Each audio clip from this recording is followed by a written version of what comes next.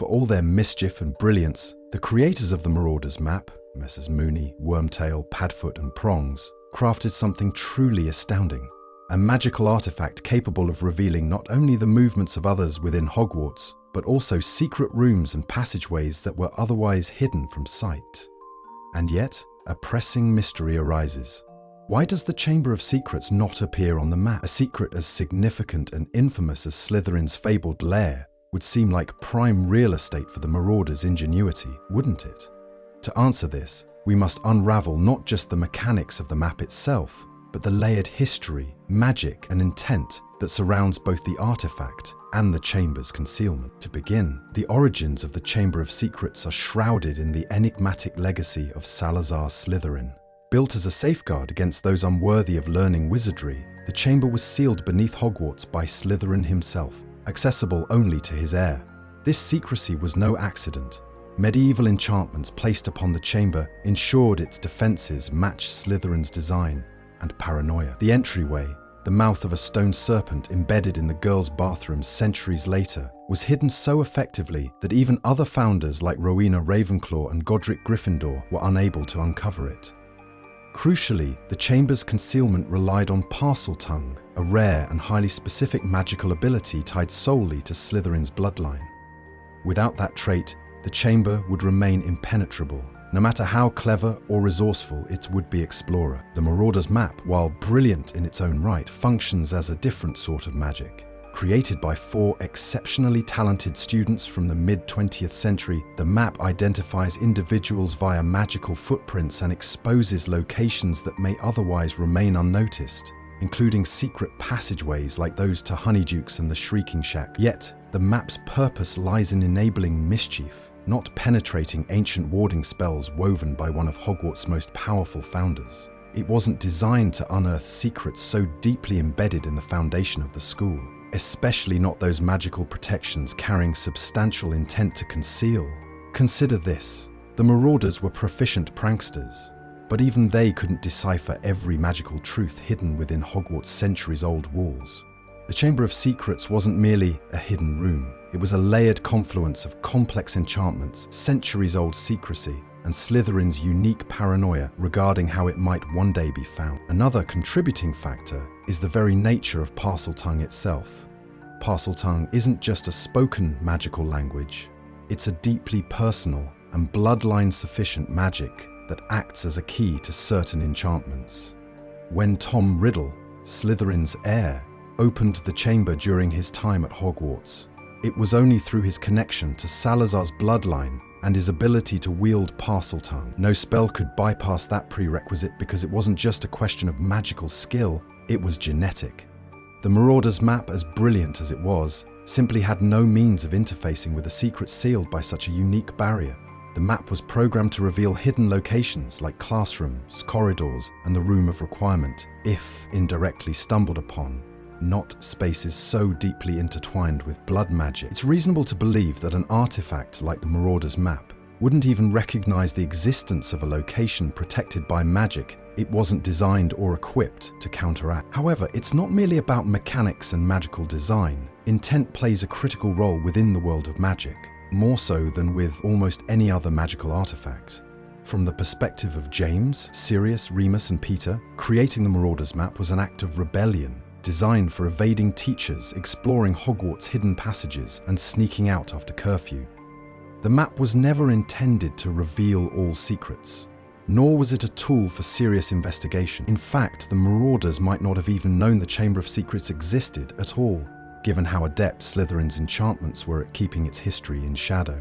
By the time it became known again in Harry's era, it had already been dismissed as a myth by most of wizarding society.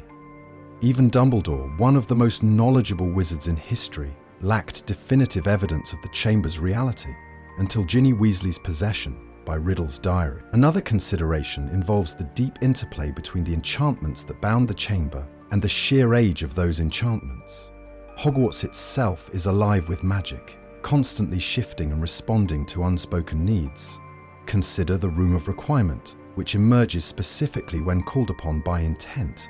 It's not impossible to imagine that the school's enchantments might actively obscure elements it deems too dangerous to reveal. The chamber's existence, tied intrinsically to the release of the basilisk, represented a tangible threat to Muggle-born students. It's plausible that intentional or ancillary magic in the castle actively suppressed evidence of the chamber, perhaps even interfering with the mechanics of tools like the Marauder's map. From a metaphorical perspective, Rowling's world often explores magic as a reflection of personality, history, and intention. The Marauders, while ingenious, were students, a group of teenagers whose goals were to navigate Hogwarts for amusement, not for heroic revelation. Their artifact, no matter how remarkable, wasn't designed to overcome magic as ancient and potent as that which safeguarded the chamber. Similarly, the chamber itself was not a casual secret waiting to be revealed. It represented Slytherin's ideological legacy, a sinister secret shrouded in prejudice. Where the Marauder's map laughed in the face of authority, the Chamber of Secrets whispered in the dark corners of history. A secret meant not to be uncovered through cleverness, but torn violently into the open when its intended heir saw fit. In the end, the divide between these two magical constructs may come down to their very nature. The Marauder's map was a creation of exploration, curiosity, and defiance. It thrived on breaking conventional boundaries to expose the hidden paths of Hogwarts' more mischievous secrets. The Chamber of Secrets, meanwhile, was forged of paranoia, blood magic, and centuries of intent to conceal, a monument to a darker chapter of the wizarding world's history. While the Marauders did indeed create something truly extraordinary, even their map had its limits, illustrating that in the wizarding world not all secrets are meant to be known, even by those clever enough to seek them. Yet, as always with Rowling's wizarding world, the unanswered questions linger. What else might be hidden beneath the layers of Hogwarts' ancient magic, waiting quietly for its moment in the light? To expand further, consider the evolution of magical artifacts and spells over centuries. While the Marauder's map represents extraordinary ingenuity, an amalgamation of charms, arithmancy, and likely even a form of enchantment akin to legilimency given its ability to track individuals, it is ultimately a product of its time, created during an era of Hogwarts life unmarred by knowledge of the horrors that brood beneath its surface. The Chamber of Secrets, on the other hand, was born of an older, darker magic, one steeped in fear, division, and exclusionary ideology. These origins are not merely a historical footnote.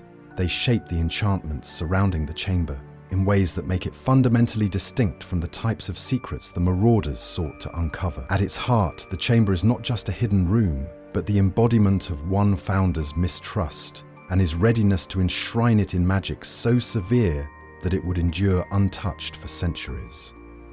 The sheer scope of the Marauder's map also cannot be understated.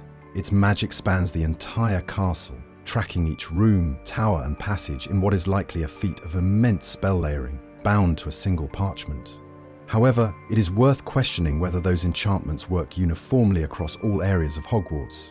It could be argued that the map's effectiveness depends, in part, on the permeability of Hogwarts' own protective magic in the locations it seeks to reveal. Spaces like Filch's office, Dumbledore's study, or even the secret passageways rely on relatively straightforward concealment spells, not necessarily trivial to bypass, but lacking in the profound foundational magic that characterizes the Chamber of Secrets. The chamber, tied intrinsically to the heritage of Slytherin himself, exists on an entirely different plane of magical sophistication that the Marauders likely never anticipated. And yet, it is impossible to ignore the element of human ambition and oversight in this context. The Marauders, for all their brilliance, were not infallible. They were young, impulsive, and primarily motivated by their own immediate needs and desires. The Marauder's map was designed to serve their purposes, not as an exhaustive catalogue of Hogwarts secrets, but as a tool for evasion and exploration. It's possible they never even considered the existence of secrets Hogwarts actively wanted to hide from prying eyes. Would Sirius Black or James Potter, for example, have had any reason to suspect that ancient and dangerous magic lay dormant beneath the school? Even if some whisper of the chamber reached them during their time at Hogwarts, their focus would likely have been elsewhere, on rivalries, adventures, and carving out their rebellious legacy. It was a choice of priorities, not a flaw in their magical aptitude. The interplay between the castle's magic and its ability to resist certain types of detection also warrants consideration. Hogwarts, despite its age and complexity, is not a passive architectural space. The school's wards and enchantments are deeply interwoven with its very stones, making it a living. If we assume that the castle itself has some measure of awareness or will, and there is evidence for this in the way the stairs change, the room of requirement responds, and the sorting hat seems to channel the founder's intentions, it is conceivable that Hogwarts may have suppressed certain aspects of the Marauder's map. Even the most ingenious magical tool would struggle against an active, deliberate countermeasure from something as ancient and powerful as the castle itself. This, too, may explain why the map failed to account for other peculiarities of Hogwarts, such as the temporary den of shadows rumoured to appear only during eclipses, or certain hidden family crests concealed within the Great Hall. Moreover, the concept of magical objects being reflective of their creator's intent cannot be overstated. The Marauder's map is not a neutral tool like a standard divination spell or an enchanted omniocular. It operates on a deeply personal connection to the magic imbued by its creators. This means that the map's functionality is necessarily framed by the thoughts, values, and preconceptions of Moony, Wormtail, Padfoot, and Prongs. The creators, brilliant renegades though they were, lacked the context of historical hindsight to suspect something as profound as the Chamber of Secrets. They engineered their masterpiece to capture the whims of their own experience of Hogwarts, but they might never have imagined the school's darkest secrets surviving from the founding era, wrapped in blood magic and prejudice. The limitations of their collective worldview could have unconsciously shaped the map's abilities, leaving certain ancient and dangerous truths beyond its reach. It is also telling that the Chamber of Secrets holds no direct relevance to the Marauders' era at Hogwarts. The myth of the chamber likely floated through Hogwarts gossip chains, as it had for 1,000 years, but without any concrete evidence of its existence during the mid-20th century, the Marauders may have dismissed it as a story meant to frighten first-years. How could James and Sirius, growing up amid pranks, Quidditch, and inter-house rivalries, have foreseen that one of their peers might possess the rare skill to unleash such a cataclysmic secret hidden beneath their feet? The era of Voldemort was not yet fully upon them, and while the seeds of dark magic were being sown, they had not yet reached the corridors and dormitories of Hogwarts in a way that would demand their attention. Dumbledore, the Chamber of Secrets, was, for them, little more than an abstraction, small and distant compared to the tangible concerns of detentions, rivalries with Slytherins, and the impending spectre of adult life. Finally, we return to the question of magic's capacity for enigma, its ability to resist, deceive, or even outwit those who seek to define it. The Marauder's map, as ingenious as it is, was never a perfect artifact. It could track people and key locations, but it provided no guidance on how to unlock those places or what they contained. It merely illuminated the possibilities. In contrast, the Chamber of Secrets exists not as an open possibility, but as something far darker, a deliberately crafted shadow. Where the Marauder's map seeks to demystify Hogwarts, to lay its passages bare, the chamber is the antithesis of accessibility, a place veiled in layers of protection, unconcerned with being found by any save for the select air marked by ancient, purposeful magic. Perhaps it is fitting, in the end, that the Marauder's creation and Slytherin's legacy would remain fundamentally incompatible, a testament to the twin truths of awe and limitation that define magic itself. In contemplating the Marauder's map and the Chamber of Secrets, it is also worth exploring the role of the map's sentient elements, or lack thereof.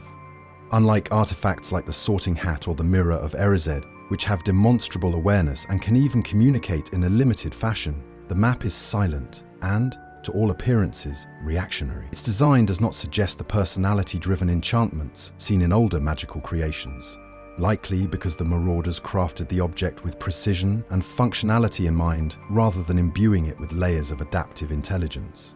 The incantation to activate it, "I solemnly swear that I am up to no good," is cheeky, but it underscores the focus of its purpose. The map doesn't think, nor does it possess intuition. It merely performs the tasks for which it was enchanted. In comparison, the Chamber of Secrets' concealments are dynamic, reactive, and grounded in ancient magic likely threaded with Salazar Slytherin's personal will. This difference in magical agency might account for why the map could not, under any circumstances, breach the depths of Slytherin's creation. Another curious wrinkle in the puzzle of the map and its limits lies in how it responds, or fails to respond, to unplottable spaces. Historically, unplottability is a potent magical principle employed in hiding entire locations, from Grimmauld Place to certain Ministry of Magic departments. Though often used in broader dimensions such as geographical concealment, there is room to hypothesize that some degree of unplottability, customized to Hogwarts' unique magical fabric, was applied to the chamber. If Salazar Slytherin wished to ensure that even magical cartographers could not detect his lair, weaving such protective enchantments into the very stones of the castle would be within the scope of his abilities. The Marauders, innovative as they were, might not have conceived of a way their map could compensate for such a countermeasure. Their charm work, formidable though it was, would have been a mismatch for this level of layered arcane protection, particularly when faced with enchantments rooted in specific intent and reinforced by a millennium of dormancy. Even more fascinating is the suggestion that the chamber might actively reject inclusion on any magical artifact designed to observe or record it. Consider the enchantments surrounding the Room of Requirement, which not only changes its form, but also eludes all but the most intentional of seekers. Though these two spaces serve wildly different functions, they both reflect the deeply resistant nature of certain parts of Hogwarts. Built with intent, these rooms almost know how to defy exposure. Magic tied to intent is notoriously difficult to counter. Its nuances hinge on the mind of the caster and the magic's targeted, evolving response to discovery attempts. The Marauder's map, brilliant as it is, relies on predictable patterns of revelation. Rooms without inherent defensive intent were within its capacities to detect. But spaces like the chamber, imbued with purposeful concealment and tied to a bloodline-specific trigger, would effectively fall outside its purview. It is also worth considering the chamber's relationship to the castle itself. Hogwarts, as many scholars and historians have noted, is not merely a school, but an ancient magical entity in its own right. From shifting staircases to vanishing bathrooms, the castle demonstrates a level of adaptability that confounds even the most experienced witches and wizards. Its magic cannot be entirely classified, though it seems to respond to certain kinds of need or danger. The chamber, being both a cornerstone of Salazar Slytherin's legacy and a profound violation of the school's egalitarian purpose, likely holds a complicated relationship with the castle's essence. Is it possible that Hogwarts, in its own subtle way, deliberately veiled the chamber from detection, viewing it as an aberration rather than a part of its natural design? The Marauder's map, advanced though it was, drew on the castle's inherent magic to chart its pathways and patterns. If Hogwarts itself viewed the chamber as something to be obscured, even from magical interference, then the map's failure to detect it becomes far less surprising. The question of whether the Marauders themselves embedded any biases into their creation also deserves attention.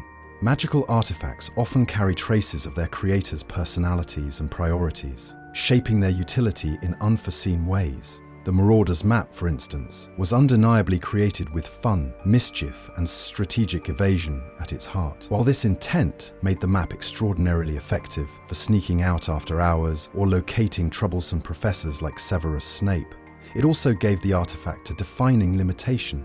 Unlike a pensieve or a time turner, which are carefully neutral objects designed for broader magical purposes, the map's scope was wholly shaped by the Marauder's specific perspective of Hogwarts. A sprawling playground, brimming with opportunities for adventure. To them, the school's mysteries were a source of amusement, a series of challenges to outwit, and they may have unconsciously excluded elements they didn't perceive as relevant. The Chamber of Secrets, ancient and ominous, would hardly align with the joyful cunning at the core of their creation. Furthermore, while most secrets within Hogwarts existed on a relatively surface level, hidden doors, concealed passageways, and classrooms whose locations shifted periodically, the chamber was a secret protected not just by cleverness, but by orthodoxy. The chamber was not meant for all who could find it. It was meant only for a chosen lineage. This kind of exclusivity flies directly in the face of the map's ethos of unveiling, which sought to grant its users a playful omnipotence within the castle. It is tempting to think that such opposing ideologies, woven into each construct's foundation, would be inherently incompatible. A map built to unlock universal exploration would falter when faced with a hidden space designed specifically to exclude all but the most minuscule subset of wizards. Whether consciously or not, James, Sirius, Remus and Peter built a magical artifact that mirrored their worldview. And in so doing, they created a tool incapable of penetrating the ideological and magical barriers around the chamber. That said, there's an undeniable irony in how the Marauder's map and the Chamber of Secrets represent two sides of magic's relationship with knowledge, revelation, and suppression. The map embodied a desire to know, a relentless pursuit of discovery that mirrored the best and worst traits of its creators. The chamber, on the other hand, was a shrine to silence, a saga carved into rock to remain untold until the right voice resounded against its walls. To be hidden from the world, the country accepted it, and yet how relentlessly was gradually revealed until the right voice resounded against its walls. Both constructs speak to the ways magic can embody human ambition, fear, and purpose. But their coexistence within Hogwarts also reminds us of magic's limits. Even the most brilliant spellwork cannot escape the context of its creation. Even the most secretive enchantments cannot subdue the possibility of rediscovery. The Marauders built something extraordinary, but when it came to unraveling the school's oldest mystery, their ingenuity met its match in the enduring shadows of Salazar Slytherin's intentions. Expanding upon this mystery, we must also consider the intricate interplay of intent, not just in the enchantments themselves, but in the very shaping of magical discovery at Hogwarts. Magic is never simply a technical force in the wizarding world. It is interwoven with desire, emotion, and interpretation. The Marauder's map was a triumph of inquisitiveness, granting its users unfettered access to the castle's physical and metaphorical nooks and crannies. And yet, the Chamber of Secrets was not born of discovery, but of deliberate concealment, a hiding steeped in ancient prejudice that sought not just to obfuscate, but to actively deny.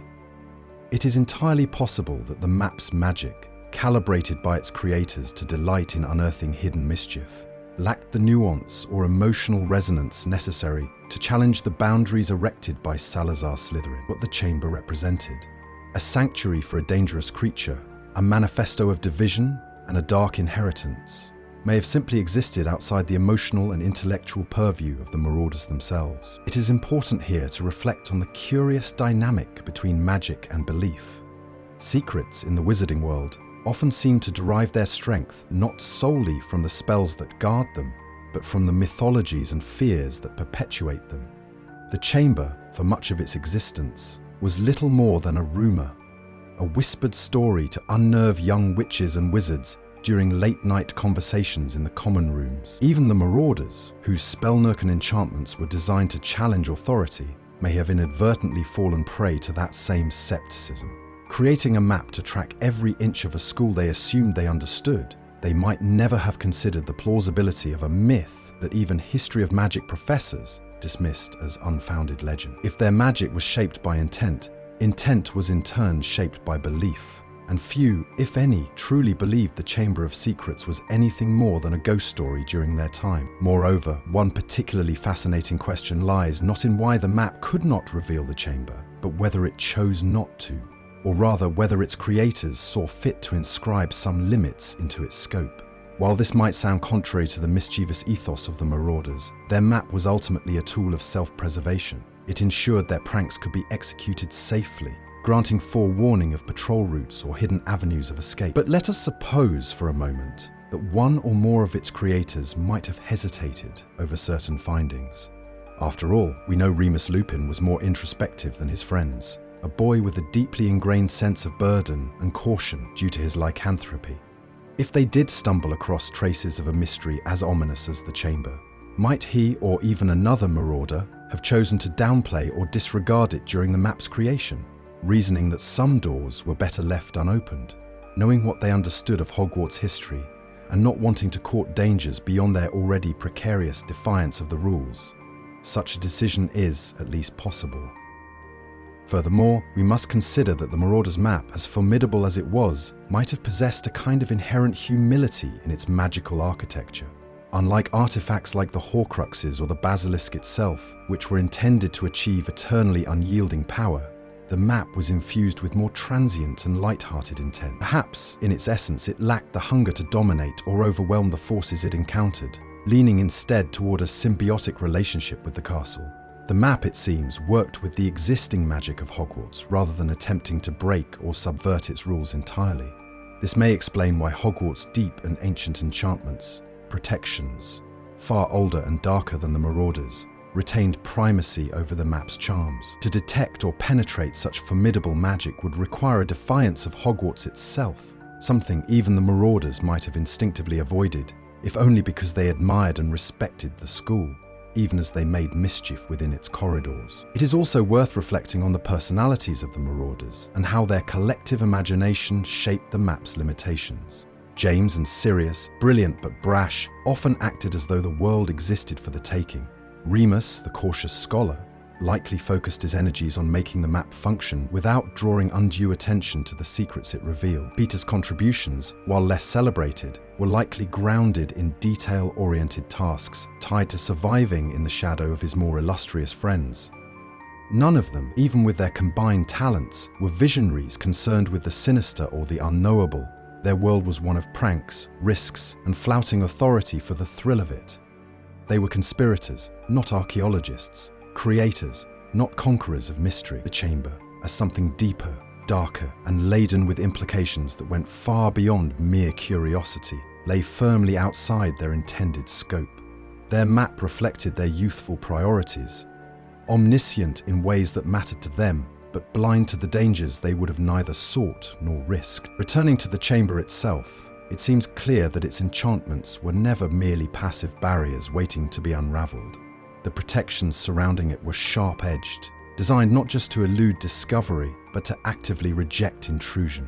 Parseltongue, while the most visible mechanism for entry, was likely only one layer amidst many. Consider the way the entrance remained entirely undisturbed for nearly 1,000 years, invisible even to wizards as singular as Dumbledore. This suggests considerable foresight on Salazar Slytherin's part, not merely in physical concealment, but in encoding a kind of magical nullification, rendering attempts at uncovering the truth indistinct or incomplete.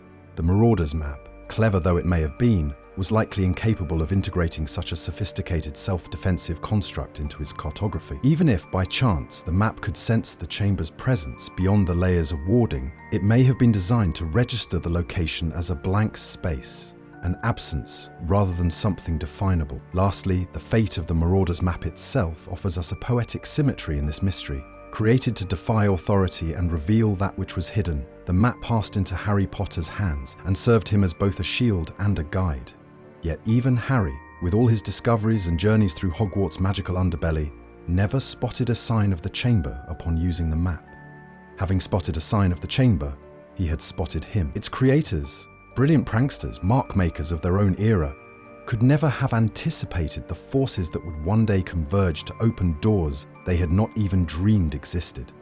Though the map is often touted as a masterwork of enchantment, it remains constrained by the hands that made it, unable to chart that which fell outside the vision of those it served. Its beauty lies in its failure as much as its function, a reminder that even the best-crafted magic cannot account for the staggering depth of Hogwarts' mysteries. In reflecting on why the Marauder's map could never show the Chamber of Secrets, we find ourselves at the heart of what makes the wizarding world so endlessly fascinating: the interplay of intention, magical will, and the unfathomable depths of ancient enchantments.